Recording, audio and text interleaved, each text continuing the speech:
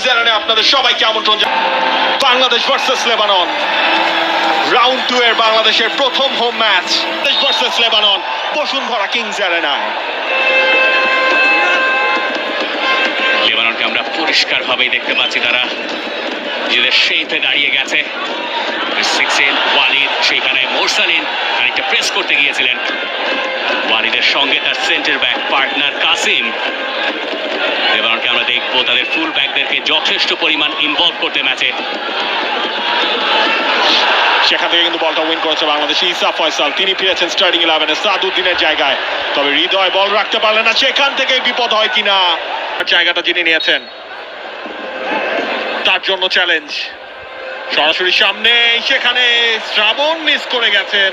উইংয়ে 3 জন footballer লেবাননের, এবং সেটাই তারা কাজে লাগাচ্ছে। দারুণ একটা সেটআপও, তবে শেষ পর্যন্ত বাংলাদেশ কি বাঁচতে পারবে? শেষ পর্যন্ত শেষ রক্ষা বাংলাদেশের হচ্ছে না।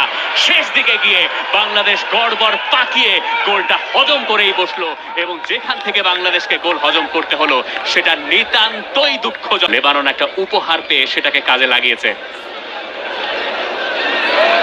মোরসালিন বল পেয়ে গেছেন, মোরসালিনের শট, মোরসালিনের গোল!